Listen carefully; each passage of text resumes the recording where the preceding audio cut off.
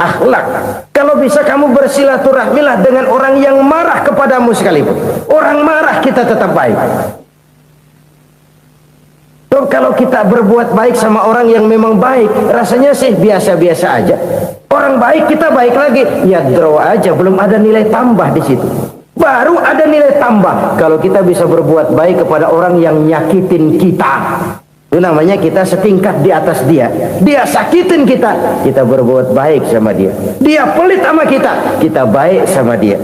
Dia marahin kita, kita deketin dia. Di situ kita punya nilai tambah. Jadi siapa yang ingin diluaskan rezekinya, kata Nabi, dan dipanjangkan umurnya, hendaklah ia banyak-banyak bersilaturahmi. Sederhana sebenarnya silaturahmi, tapi silaturahmi membangkitkan semangat kesatuan dan persatuan. Kesatuan dan persatuan melahirkan kekuatan. Dalam matematika 1 ditambah 1 pasti 2. Tapi di tengah masyarakat 1 orang takut ditambah 1 orang takut, hasilnya jadi 2 orang setengah berani. Kenapa setengah berani? Karena udah berdua. Tadi pan takut sendirian. Kalau dia kumpul turu-turu takutlah jadi berani. Kita yang lemah, kita yang tidak berdaya, kita yang miskin, kalau mau kompak bersatu, apa yang nggak bisa kita kerjain? Apalagi tinggal di kota besar, pilihan cuma 2, bertahan atau minggir. Bertahan atau minggir. Untuk bisa bertahan harus mampu bersaing. Untuk mampu bersaing harus punya keahlian. Keahlian harus ditunjang dengan pendidikan, ditambah oleh kekompakan sebagai umat.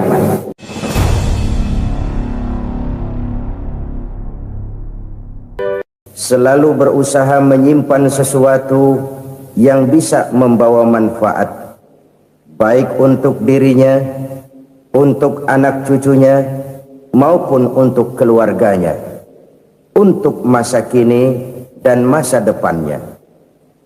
Kadang simpanan itu berbentuk uang, kadang berupa tanah, lain saat berbentuk pabrik, dan lain sebagainya. Sementara masa depan yang paling pasti adalah akhirat.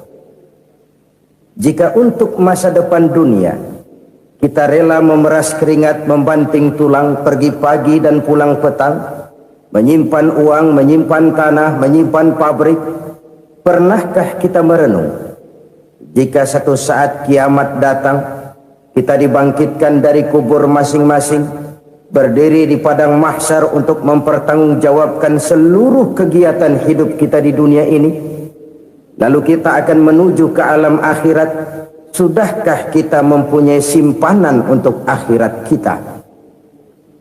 Pada pertemuan kali ini saya ingin menyampaikan sebuah hadis di mana Rasulullah sallallahu alaihi wasallam bersabda, "Arba'un min kanzil jannah."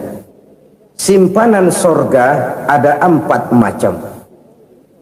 Yang pertama, ikhfa'us sadaqah, menyembunyikan sedekah. Saudara-saudara kaum muslimin, sebagaimana yang kita maklum bahwa Allah Subhanahu wa taala melebihkan sebagian rezeki dari kita terhadap yang lain. Ada yang kaya, ada yang setengah kaya, ada yang miskin, ada yang setengah miskin, dan selanjutnya. Ada yang gajinya kecil tapi penghasilannya gede. Ada yang penghasilannya gede tapi nggak punya gaji. Ada juga yang memang gajinya gede dan penghasilannya gede. Kelebihan rezeki merupakan sunnatullah dan tidak harus membuat kita merasa lebih dari yang lain. Bahkan sebaliknya, kelebihan itu harus membuat kita ringan tangan untuk menolong mereka yang memang memerlukan pertolongan.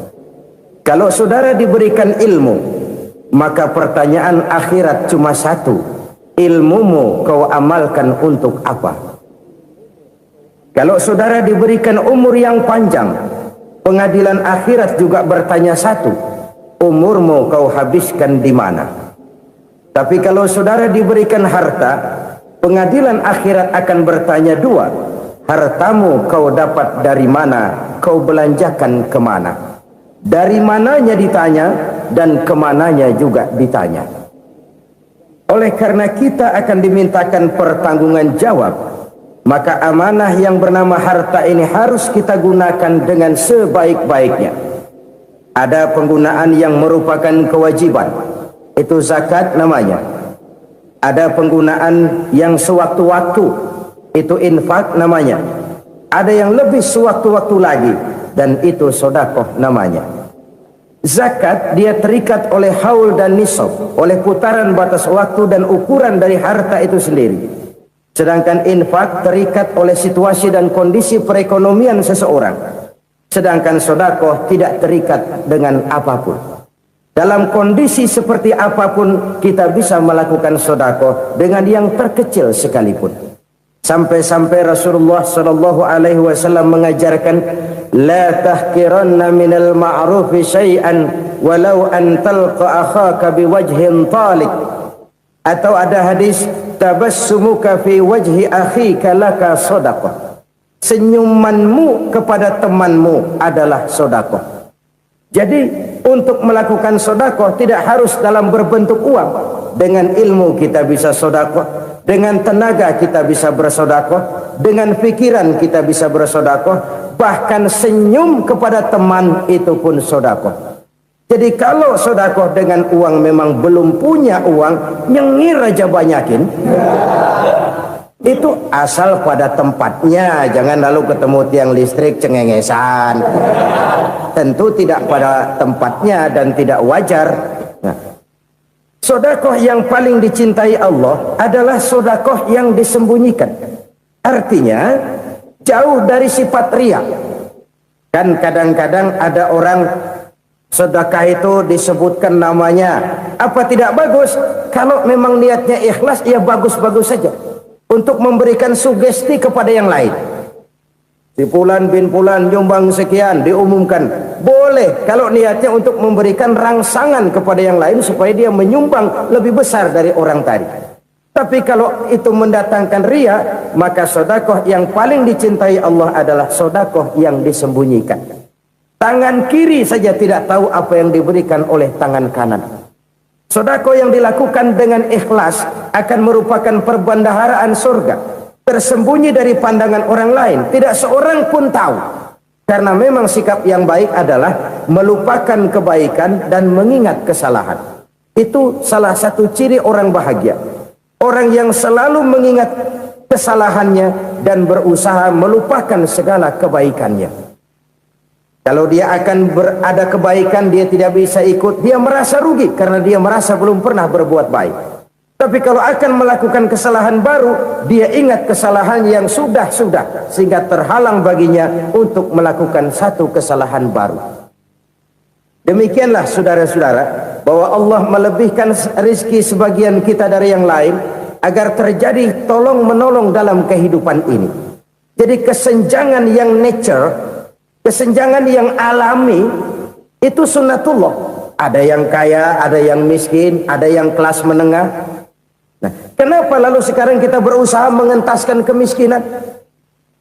Oleh karena adanya kesenjangan struktural.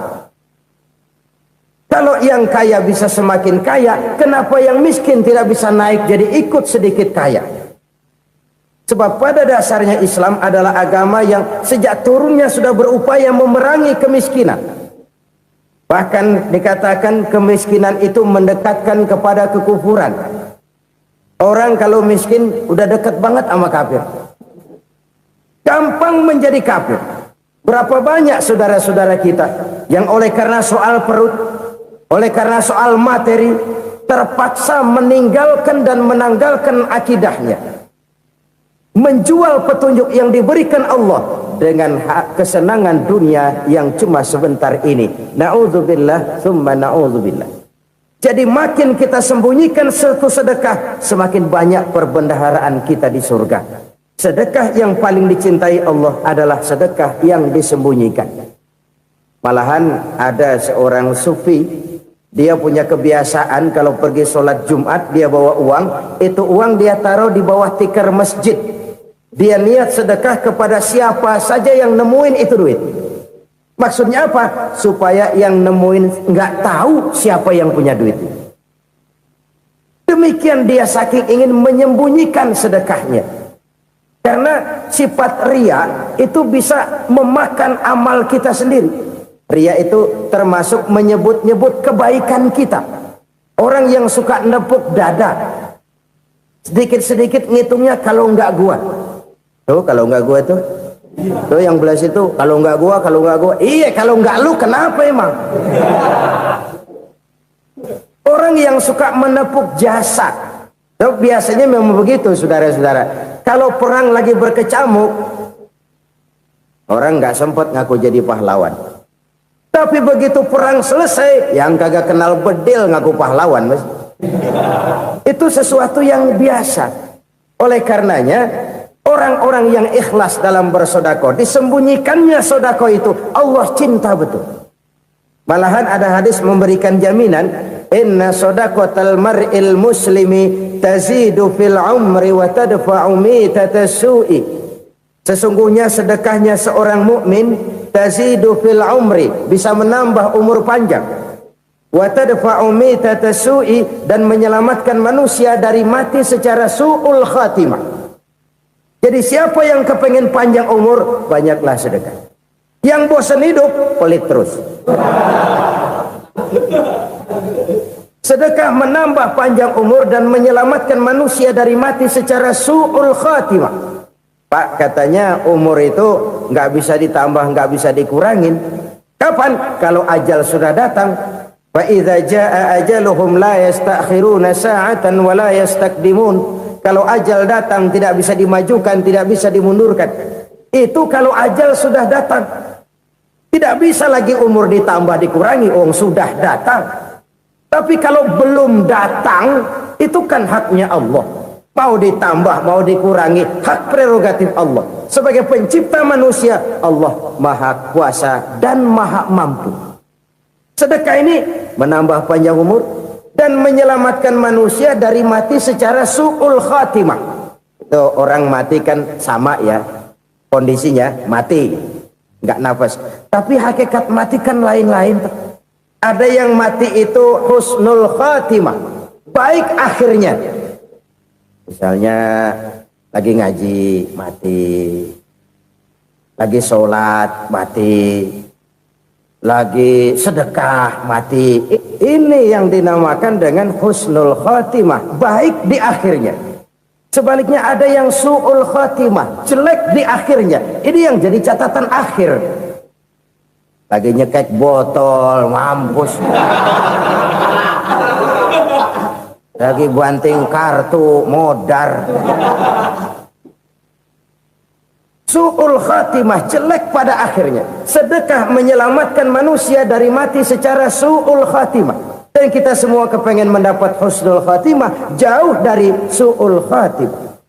Oleh sebab itu yang bisa menyelamatkan kita dari penyakit itu antara lain adalah sedekah yang disembunyikan, yang dikerjakan dengan ikhlas karena Allah, tidak karena kepengen dipuji orang, tidak karena ingin dikatakan orang pemurah. Sebab orang dermawan itu orang yang memberi tanpa harus diminta. Kalau masih harus diminta, ya belum dermawan namanya, masih harus diminta. Kalau nggak diminta ya tulus, lolos, polos. Saudara-saudara kaum muslimin rahimakumullah, harta adalah amanat dan akan kita pertanggungjawabkan. Allah melebihkan rizki sebagian kita dari yang lain agar kita saling tolong menolong, bantu membantu. Nabi janjikan, siapa yang meringankan beban saudaranya muslim di dunia, Allah akan meringankan bebannya di akhirat nanti. Sebuah jaminan dari baginda Nabi. Si orang yang kita bantu barangkali tidak bisa membalas, Allah yang akan membalas lewat jalan lain yang tidak pernah kita sangka-sangka. Ada orang tanya, Pak, ini ada orang nyumbang masjid sambil marah-marah, bagaimana? Saya bilang sumbangannya aja ambil, marahnya jangan. Marahnya jangan diambil, itu urusan dia. Saudara-saudara kaum muslimin rahimakumullah, Umat Islam ini kan umat yang punya potensi besar. Kadang kita merenung, kenapa kadang-kadang pembangunan masjid kok lambat sekali? Kalau hotel hari ini peletakan pertama, bulan depan peresmian. Supermarket hari ini peletakan batu pertama, minggu depan peresmian. Tapi kalau sudah yang namanya masjid, kadang-kadang peletakan batu pertama sekaligus jadi batu terakhir. 3 tahun, 4 tahun, campur nebar jalak di jalanan, duit dijaring kayak ikan sepat. Apa tidak ada orang Islam yang kaya? Banyak.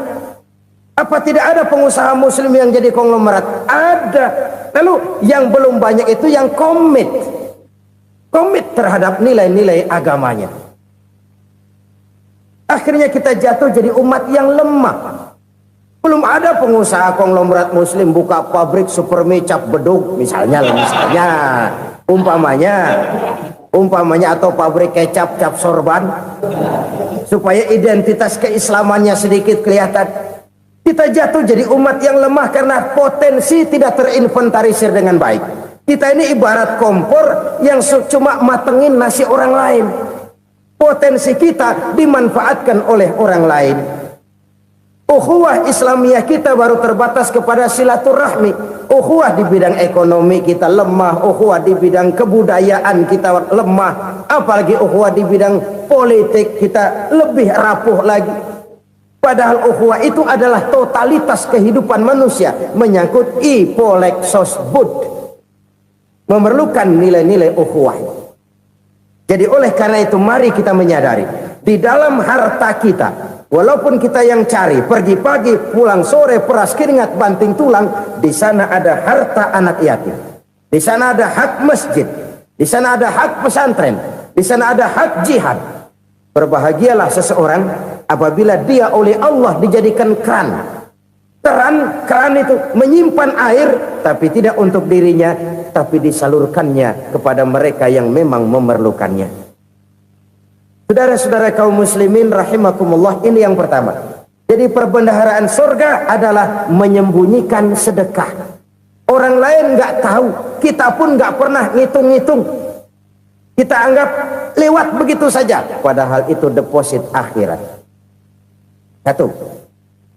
Yang kedua, perbendaharaan surga itu apa? Wa kitmanul musibah, menyembunyikan kesulitan.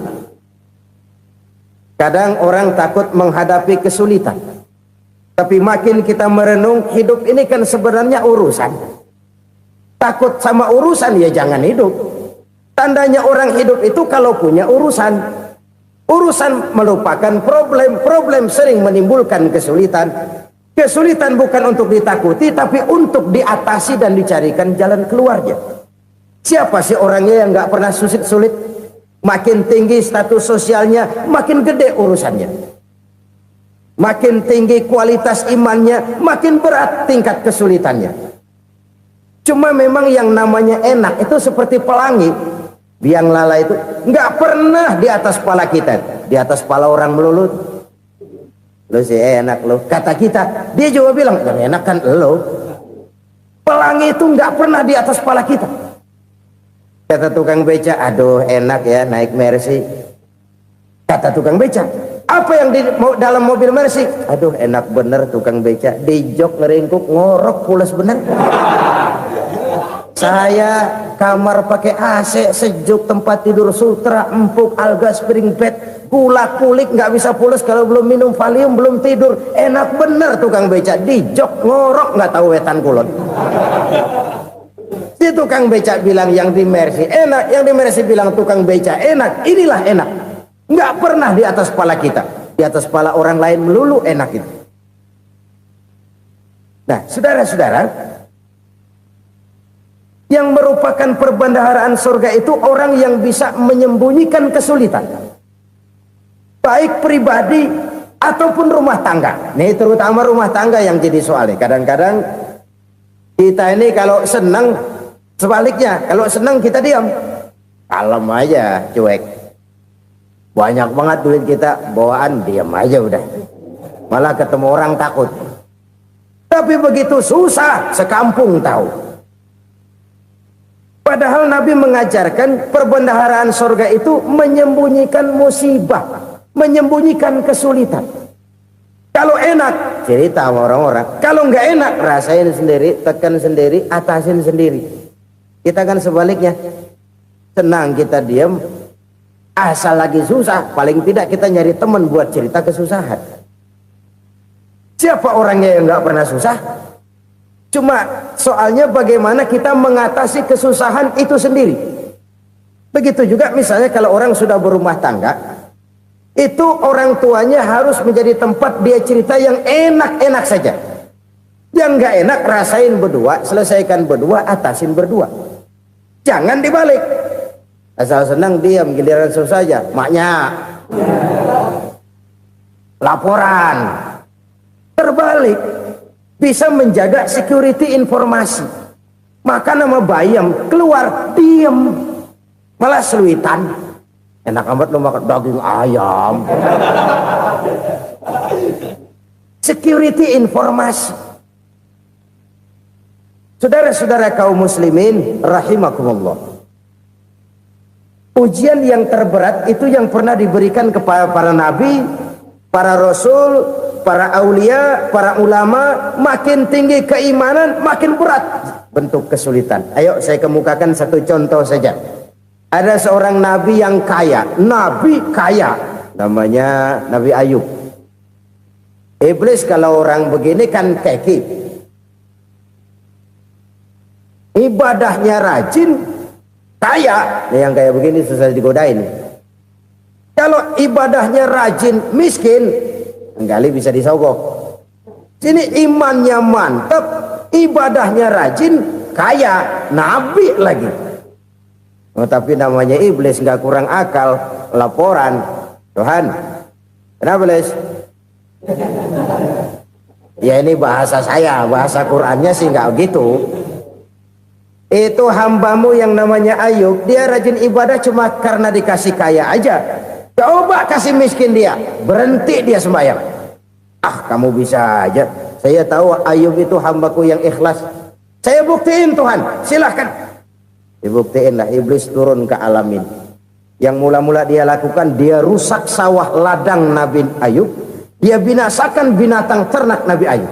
Sehingga dalam waktu singkat, jatuhlah Nabi Ayub dari orang paling kaya jadi orang paling miskin. Beliau masih ibadah di mihrab dalam masjid. Datang iblis. Saudara Ayub, ya, lagi ngapain? Ibadah. Nyembah Allah, nyembah Allah. Oh, percuma. Kenapa? Tuhan yang ente sembah nih, dia udah bikin miskin ente. Sawah ladang ente hancur lebur, binatang ternak binasa. Sekarang ente jadi orang paling miskin. Ngapain nyembah Tuhan kayak begitu? Tekor. Udah berhenti dah ibadah, berhenti ibadah. Ini iblis sama Tuhan laporannya lain, yang dikerjakan kepada Nabi Ayub juga lain. Benar begitu iblis, kata Nabi Ayub. Iya. Sawah ladang saya habis, buras. Binatang ternak saya binasa, binasa. Saya miskin, bangpak. Apa jawab Nabi Ayub? Bukan innalillahi, ini hebat. Alhamdulillahillazi a'tani wa akhza minni. Segala puji bagi Allah yang telah memberikan harta kepada saya dan sekarang mengambilnya lagi. Alhamdulillah. Allah yang ngasih, Allah yang ambil. Itu mah urusan Allah. Iblis cuman ibadah jalan terus, sujud lagi Nabi Ayub. Iblis seleher gondok banget. Dasar Nabi nggak mempan dia apa-apain. Miskin malah alhamdulillah. Allah yang ngasih, Allah yang ambil. Jadi kalau kita tidak komit, kita tidak terikat kepada kaya, miskin, senang, susah, apa yang bisa bikin kita susah? Jadikan kekayaan, kemiskinan, jadikan senang, susah sebagai anak buah yang bisa kita atur. Jangan kekayaan ngatur kita, jangan kemiskinan ngatur kita. Kita yang harus mengatur mereka. Senang, susah, kaya, miskin, bahagia, sengsara, jadikan itu anak buah yang bisa kita atur. Kalau sekarang kita kaya, lain saat boleh jadi kita miskin, semiskin-miskinnya. Allah yang ngasih, Allah yang ngambil. Tenaga mana yang bisa menghalangi? Ibadah jalan terus. Iblis makin gondok. Dasar Nabi loh. Akhirnya apa? Nabi Ayub dikerjain, diberikan penyakit. Demikian fatal penyakitnya. Bayangin, udah miskin sakit. Masya Allah. Miskin sakit. Sakitnya nggak lama, kira-kira 16 tahun. Istrinya 3, 2 mental minta ceraiin. Ngerawatin laki bengek begini. Senang belum tentu, susah udah pasti nih. Cerai aja, cerai dah. Cerai. Tinggal satu Siti Rahmah yang setia menemani beliau. Sesetia-setianya hati perempuan. Satu saat Siti Rahmah bilang, "Bang, iya, abang kan Nabi, Bang. Lalu, namanya Nabi kan doanya jarang meleset, Bang. Maksud kamu minta kenapa sih sama Tuhan biar abang sembuh baik dah, Bang?" Siti Rahmah, "Iya. Saya sakit berapa tahun sih dah? 16 tahun, Bang. Sebelum ini saya sehat berapa tahun? Ya kira-kira 60 tahun, Bang. Nah, coba ente banding-bandingin, Rahmah. Saya dikasih sehat 60 tahun. Dikasih sakit 16 tahun. Sudah nggak sabar mau doa kepada Allah minta sembuh. Saya malu kepada Allah. Diuji dengan yang luar biasa seperti ini, tidak mengganggu stabilitas kehambaannya. Dia tetap menghamba kepada Allah Subhanahu wa ta'ala. Saudara-saudara kaum muslimin rahimakumullah. Kunci menghadapi kesulitan itu apa? Allah jelaskan dalam satu ayat, wa basyiris sabirin alladzina iza asabathum musibah qalu inna lillahi wa inna ilaihi raji'un. Gembirakan orang-orang yang sabar. Siapa mereka itu? Yang apabila mendapat musibah mereka kembali kepada keyakinan dasar segalanya dari Allah dan segalanya akan kembali kepada Allah. Ini konsepsi dasar dari sikap muslim dalam menghadapi berbagai kesulitan. Segalanya dari Allah, segalanya akan kembali kepada Allah. Kalau ini sudah kondisi dasarnya, maka kita akan lapang menghadapi kenyataan bagaimanapun pahitnya. Apakah itu namanya miskin, apakah itu namanya sakit, bahkan maut sekalipun. Segalanya dari Allah, segalanya akan kembali kepada Allah. Ini sikap hidup, bukan sekedar ucapan. Kita kadang-kadang menjadikannya sebagai ucapan. Mulutnya sehingga berhenti, innalillahi wa inna ilaihi raji'un, tapi nangisnya terus gerung-gerungan. Bukan itu, ini kesadaran moral. Kalau segalanya dari Allah, segalanya kembali kepada Allah, kan sebenarnya cuma nunggu giliran. Hari ini saya nyembayangin dia, entah hari apa saya disembayangin orang. Hari ini saya antar dia ke kubur, entah hari apa orang nganterin saya ke kubur. Hari ini saya tahlilkan dia, entah nanti kapan orang tahlilkan saya. Segalanya dari Allah, segalanya akan kembali juga kepada Allah. Oleh sebab itu saudara-saudara, kesulitan bukan untuk ditakuti. Kesulitan justru untuk diatasi, dicarikan jalan keluarnya. Dan tidak ada orang yang tidak pernah mendapat kesulitan. Tidak ada. Semakin tinggi status sosial, semakin tinggi kualitas keimanan, semakin besar juga tingkat kesulitan. Hanya saja bagaimana cara kita mengatasinya.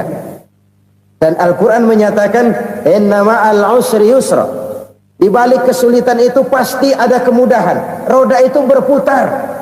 Karena itu Rasulullah sallallahu alaihi wasallam mengingatkan kepada kita, ta'arraf ila Allah fir raha ya'rifka fis syiddah.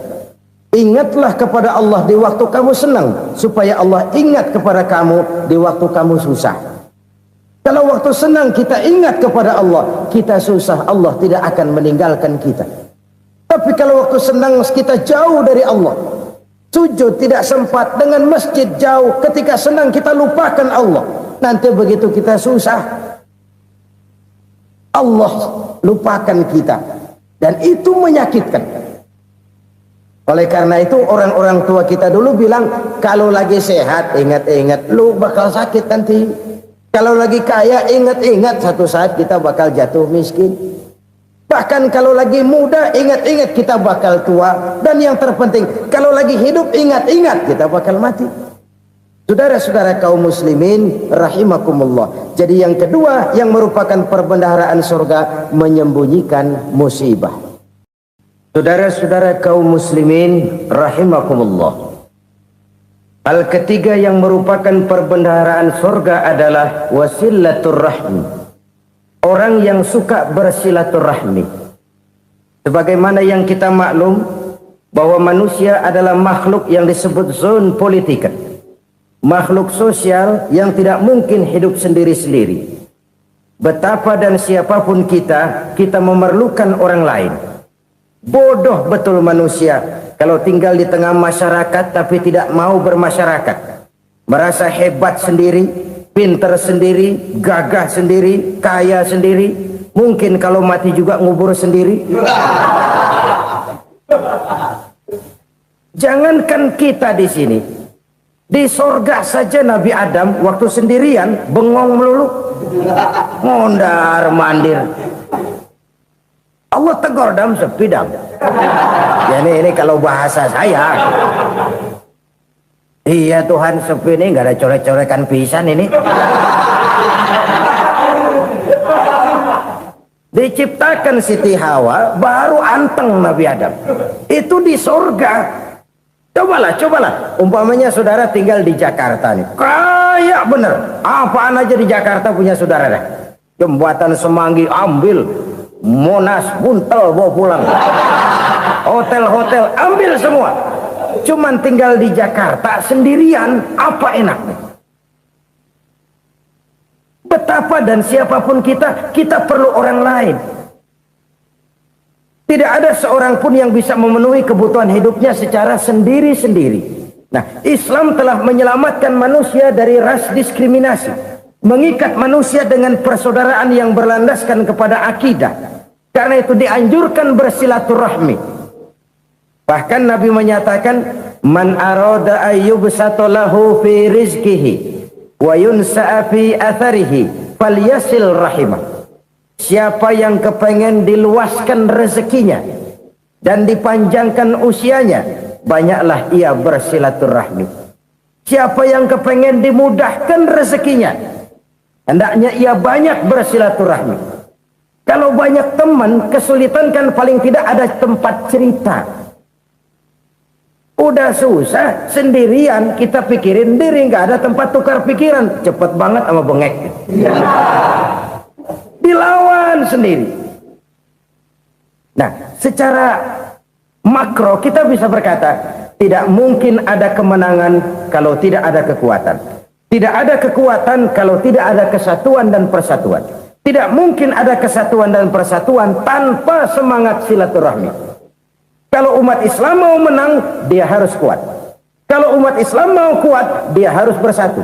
Kalau umat Islam mau bersatu, dia harus membudayakan silaturahmi ini. Bahkan sampai kata Nabi, kalau bisa cari nilai tambah. Apa? Silman qata'ak. Bersilaturahmilah kau kepada orang yang marah denganmu. Masya Allah, indahnya ajaran agama kita.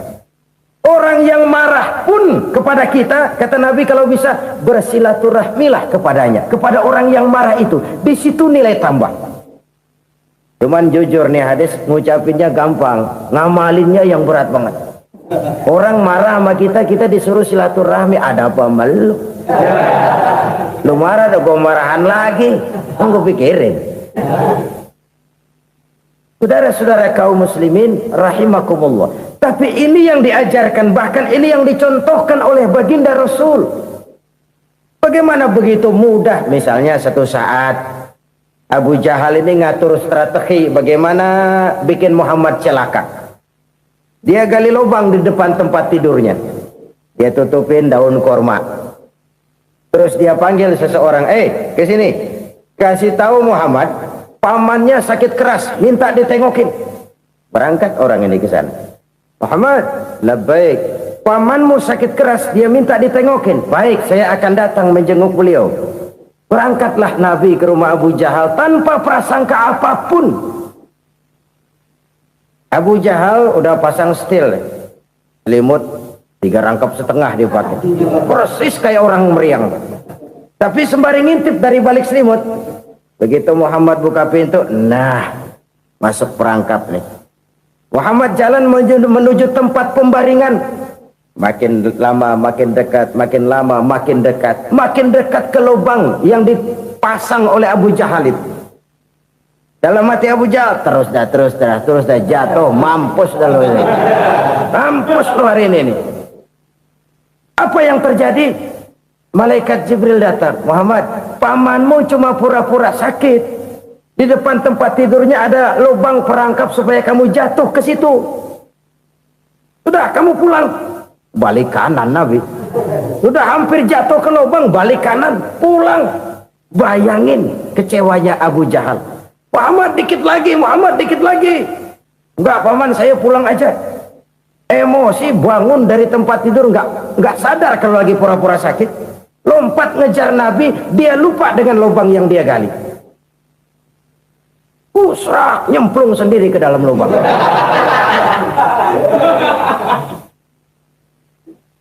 Nabi terus berlalu. Ini terjadi keanehan. Jatuh ke lubang yang dia gali itu sebenarnya nggak terlalu dalam ya, antara 3-4 meteran lah. Tolong saya jatuh ke lubang ini. Datanglah pelayan-pelayannya itu. Angkat saya dari sini. Oh, yang ngulurin tambang. Satu gulung, belum juga nyampe itu tambang. Kurang, beli lagi ke warung. Sambung, ulur lagi, nggak juga bisa sampai. Wah, ini kerjaan Muhammad ini. Tolong, siapa salah seorang kamu ke rumah Muhammad, kasih tahu encangnya kecebur. Minta ditolongin. Sampaikan kepada Rasul. Kenapa? Pamanmu jatuh ke lubang, Muhammad minta tolong diangkatin. Tambang udah nyambung-nyambung nggak nyampe juga. Ya, nanti saya datang, saya tolong. Coba. Nyata-nyata orang berniat jahat mau mencelakakan dia. Datang dia menolong. Ini yang disebut air tuba dibalas air susu ya ini. Bukan sebaliknya. Air tuba dibalas air susu. Paman, kecebur ya? Iya Muhammad, tolong ini. Pegang tangan saya. Nabi ulurkan tangannya. Nyampe. Dipegang oleh Abu Jahal. Diangkat ke atas. Sampai atas. Apa kata Abu Jahal? Sihirmu memang hebat Muhammad. Udah ditolongin dikata sihir. Yang enak kita kemplang kan itu orang begitu. Urusan apa? Tapi inilah akhlak. Kalau bisa kamu bersilaturahmilah dengan orang yang marah kepadamu sekalipun. Orang marah kita tetap baik. So, kalau kita berbuat baik sama orang yang memang baik, rasanya sih biasa-biasa aja. Orang baik kita baik lagi, ya draw aja, belum ada nilai tambah di situ. Baru ada nilai tambah kalau kita bisa berbuat baik kepada orang yang nyakitin kita. Itu namanya kita setingkat di atas dia. Dia sakitin kita, kita berbuat baik sama dia. Dia pelit sama kita, kita baik sama dia. Dia marahin kita, kita deketin dia. Di situ kita punya nilai tambah. Jadi siapa yang ingin diluaskan rezekinya kata Nabi dan dipanjangkan umurnya, hendaklah ia banyak-banyak bersilaturahmi. Sederhana sebenarnya silaturahmi, tapi silaturahmi membangkitkan semangat kesatuan dan persatuan. Kesatuan dan persatuan melahirkan kekuatan. Dalam matematika 1 ditambah 1 pasti 2. Tapi di tengah masyarakat, 1 orang takut ditambah 1 orang takut, hasilnya jadi 2 orang setengah berani. Kenapa setengah berani? Karena udah berdua. Tadi pan takut sendirian. Kalau dia kumpul turu-turu takutlah jadi berani. Kita yang lemah, kita yang tidak berdaya, kita yang miskin, kalau mau kompak bersatu, apa yang nggak bisa kita kerjain? Apalagi tinggal di kota besar, pilihan cuma 2. Bertahan atau minggir. Bertahan atau minggir. Untuk bisa bertahan harus mampu bersaing. Untuk mampu bersaing harus punya keahlian. Keahlian harus ditunjang dengan pendidikan, ditambah oleh kekompakan sebagai umat. Udah miskin mencar mulu, orang injak kita. Orang nggak pandang urusan apa malu. Oleh karena itu silaturahmi pada hakikatnya merupakan ruh dari ukhuwah yang diajarkan oleh agama kita. Bagaimana Islam menyelamatkan masyarakat manusia dari ras diskriminasi, mengikat manusia, dan tidak ada persaudaraan yang lebih indah selain persaudaraan yang diikat dengan nilai-nilai akidah. Sepanjang orang di jalan Allah, itulah saudara kita. Keluar dia dari jalan Allah, selesailah persaudaraan sampai di situ. Karena itu, kalau ingin menyimpan sesuatu di surga, banyaklah bersilaturahmi. Datang ke rumah ini, datang ke rumah itu, dan lain sebagainya. Itu simpanan kita di akhirat nanti. Ini yang ketiga. Saudara-saudara, yang keempat, perbendaharaan surga itu apa? Wa qawlu la hawla wa la quwwata illa billah. Ucapan la hawla wa la quwwata illa billah. Ibadah kan ada yang berat, modalnya besar. Bangun masjid berat, modalnya besar. Bangun rumah sakit berat, modalnya besar. Ada ibadah yang berat tapi modalnya ringan. Misalnya puasa. Puasa itu berat, mengendalikan nafsu.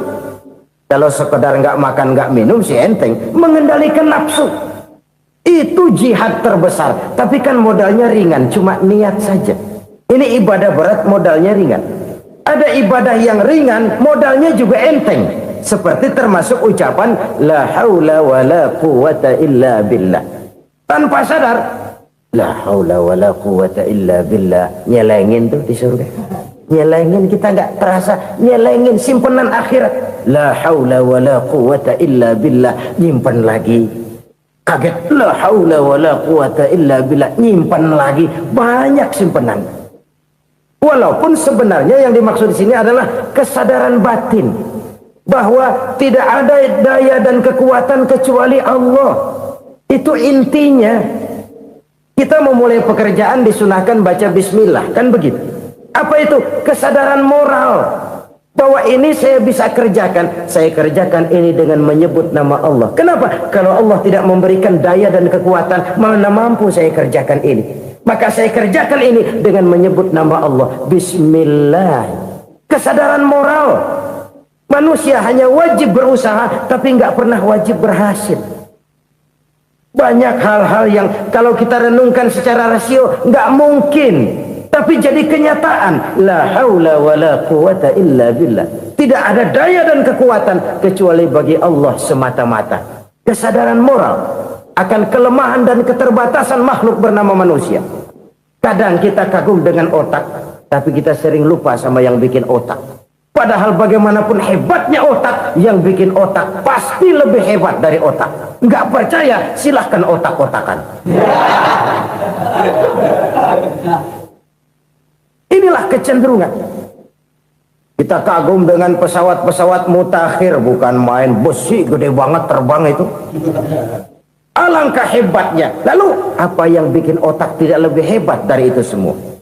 Kita puji laut. Apa yang bikin laut tidak lebih hebat dari laut itu? La haula wa la quwwata illa billah.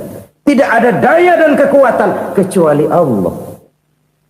Apa yang bisa kita lakukan? Kalau tidak karena daya dan kemampuan yang diberikan oleh Allah kepada kita. Lahirlah sikap tawadu, rendah hati. Tidak melonjak menjadi angkuh dan sombong. Sadar akan kelemahan dan keterbatasan diri. Sebagai makhluk yang diciptakan oleh Allah subhanahu wa ta'ala. Jadi satu sisi ini ucapan yang berpahala, la haula, jadi wiridan. Pada sisi lain ini kesadaran moral, sikap mental, kesadaran batin. Bahwa yang punya daya dan kekuatan itu cuma Allah. Kita nggak pantas untuk sombong. Sebab sombong itu pakaiannya Allah. Kita nggak sedang pakai pakaian Allah, kegedean. Dan makin kita renungi, makin terbentur. Apa sih yang bisa kita sombongin? Kita mau sombong apa? Kaya? Pintar? Itu kan semua relatif.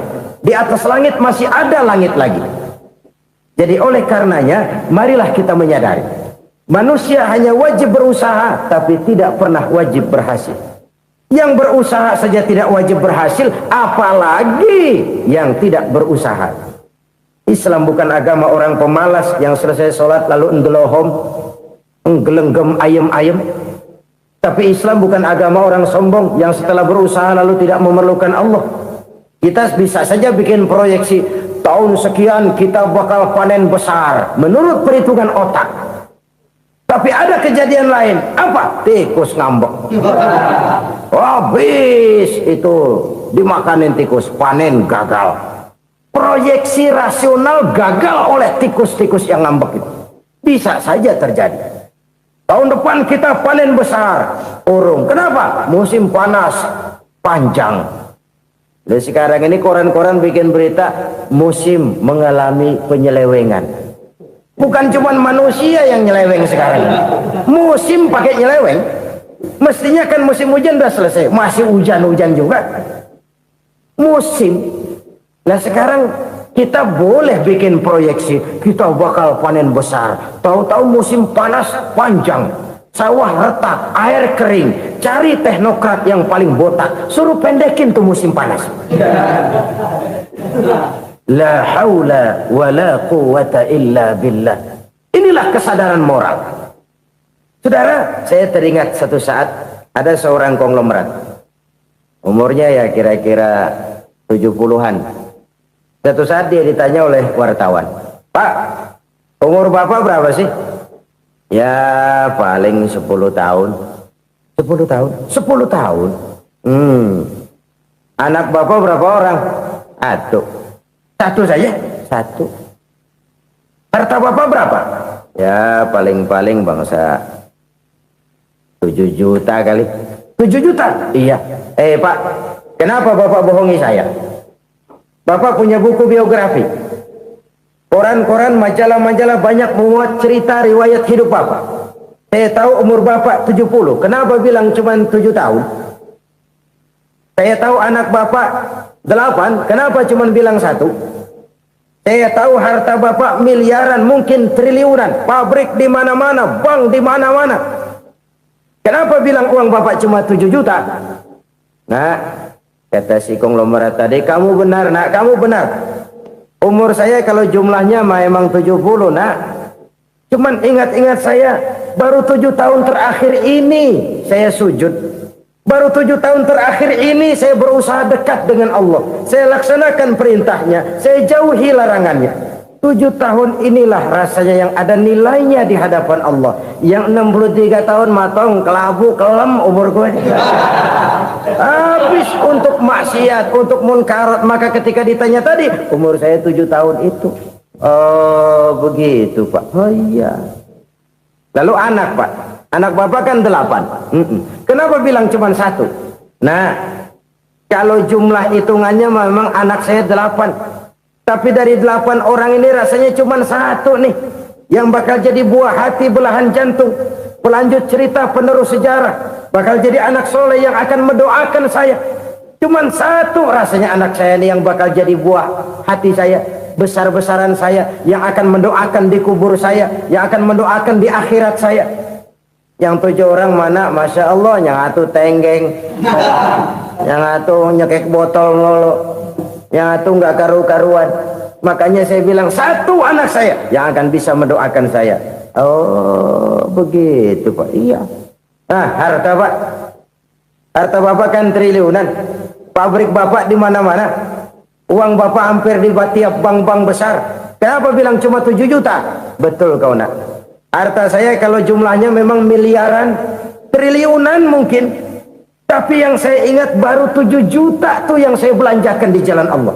Saya nyumbang masjid, saya santuni yatim piatu, saya bantu pembangunan pesantren, saya bantu pembangunan rumah sakit Islam. Itu yang akan saya bawa pulang ke akhirat, yang 7 juta itu. Yang triliunan itu nanti akan diperebutkan oleh anak-anak saya sebagai waris saya.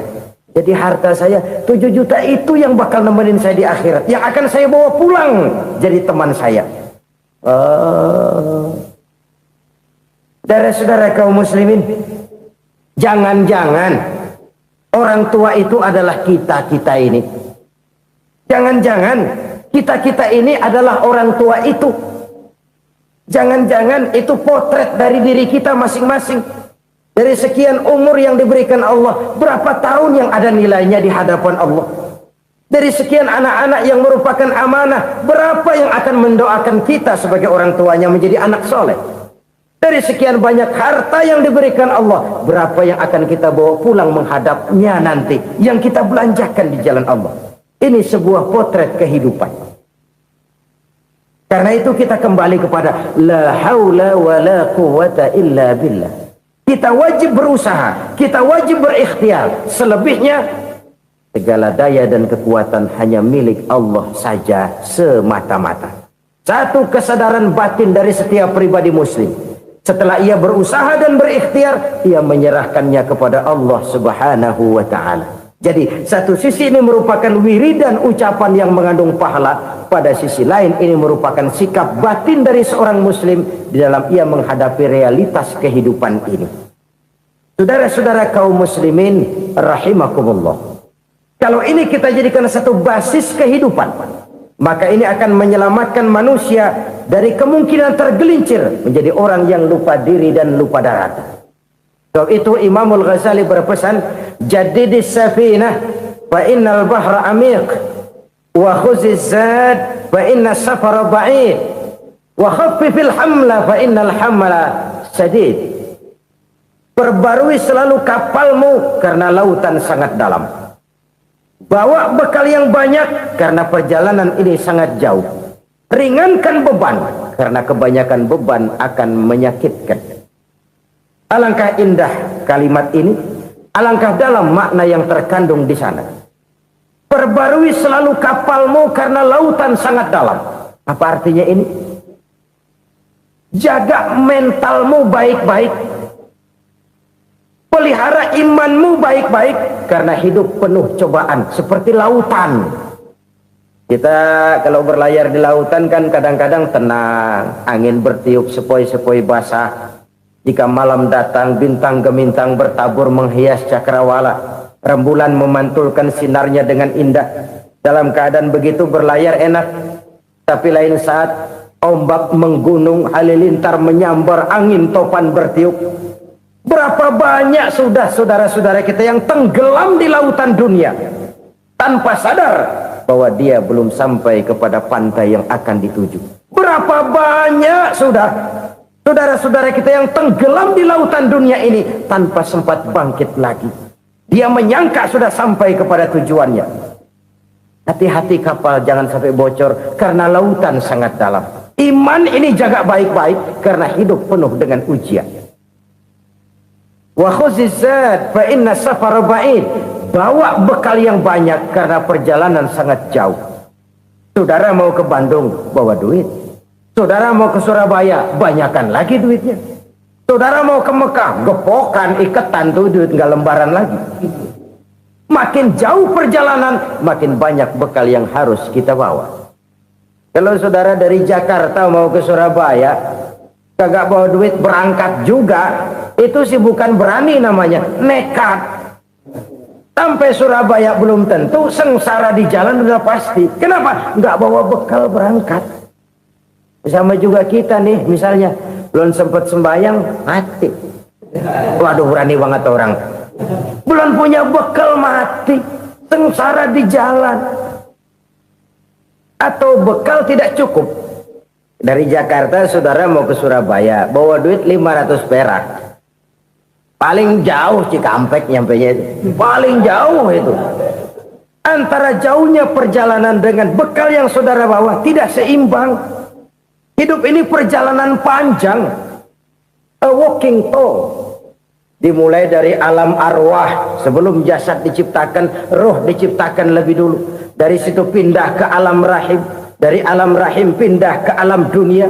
Dari alam dunia pindah ke alam barzah. Baru menuju akhirat. Satu perjalanan panjang. Kalau bekal tidak bawa, sengsara di jalan. Bawa bekal yang banyak karena perjalanan ini sangat jauh. Wa khaffifil hamla, ringankan beban karena beban itu cuma akan menyulitkan. Kalau bekal itu sih keperluan, tapi beban nggak kita perluin, coba ngeberat-beratin. Apa ini beban? Dosa, kecurangan, kebatilan, kezoliman, ketidakadilan, kesewenang-wenangan. Itu akan jadi beban kita di akhirat. Alangkah celakanya, perjalanan panjang, bekal tidak bawa, beban kelewat banyak, alamat sengsara di jalan. Pahala tidak ada, dosa berlipat ganda. Na'udzubillah, summa na'udzubillah. Kalau kita rangkum nasihat Al-Ghazali dengan kisah si konglomerat tadi, kita akan mengambil kesimpulan. Pertama, bekal terbaik dalam menghadapi gejolak kehidupan ini tidak lain adalah iman. Yang kedua, pahala dan dosa. Dua hal kontroversial. Pahala adalah bekal, dosa adalah beban. Tapi kita sekarang kan tidak begitu terangsang kepada yang abstrak. Orang berlomba mencari yang konkret-konkret saja, yang real. Kalau memang dosa, benjol dong, kira-kira begitu. Kira-kira begitu. Persis orang Yahudi dulu. Orang Yahudi itu kan pernah minta kepada Nabi Musa, ya Musa, lan nu'mina laka hatta narallaha jahrah. Musa, kami nggak bakal mau beriman kepada Allah kalau belum kami lihat Allah ada nongkrong di depan kami. Kalau memang Tuhan ada, taruh dong di depan kami. Mau yang konkret-konkret saja. Kalau memang dosa, benjol dong.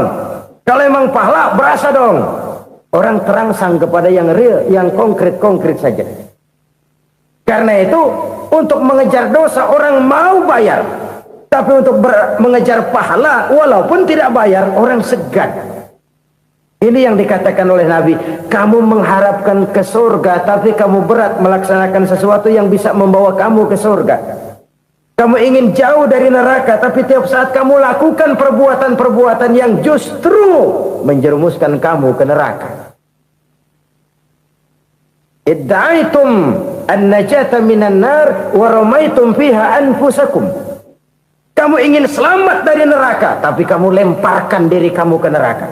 Kamu ingin masuk surga, tapi berat sekali kamu melakukan perbuatan-perbuatan yang bisa menyampaikan kamu di surga. Saudara-saudara kaum muslimin rahimakumullah. Jadi hal keempat yang merupakan perbendaharaan surga adalah la haula wa la quwwata illa billah. Satu sisi ini merupakan ucapan yang memperberat timbangan akhirat. Pada sisi lain ini merupakan sikap hidup seorang muslim. Kesadaran batin yang sangat dalam bahwa tidak ada daya dan kekuatan kecuali Allah. Dan itu kita simbolkan pada saat memulai pekerjaan dengan Bismillah, dengan menyebut nama Allah. Satu kesadaran moral, saya hanya bisa melakukan ini karena diberikan daya dan kekuatan oleh Allah. Lahirlah sikap tawadu, rendah hati, tidak melonjak menjadi angkuh dan sombong. Saudara-saudara, sampai sini dulu jumpa kita kali ini. Semoga 4 perbendaharaan surga ini dapat kita lakukan, yang kelak akan merupakan bekal kita di kemudian hari nanti. Amin ya rabbal alamin. Terima kasih atas segala perhatian, mohon maaf atas segala kekurangan.